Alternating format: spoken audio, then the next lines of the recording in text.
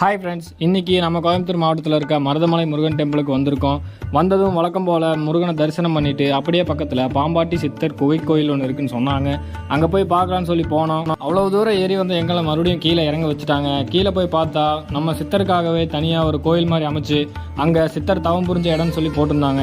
அது மட்டும் இல்லைங்க, அந்த சித்தர்கள் அங்கே பாம்பு ரூபத்தில் இருக்கிறதாகவும் மனசார வேண்டுறவங்களுக்கு அதே பாம்பு ரூபத்திலேயே அவங்களுக்கு காட்சி அளிக்கிறதாகவும் சொல்லியிருந்தாங்க.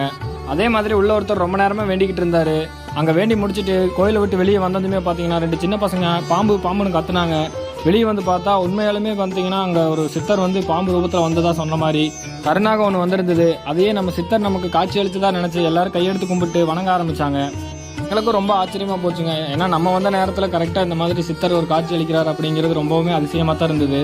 எல்லாரும் கையெடுத்து கும்பிட்டு இருந்த வேலையில் நமக்கு வந்த வேலை தான் முக்கியம்னு சொல்லிட்டு நான் வீடியோ எடுக்க ஆரம்பிச்சிட்டேன்.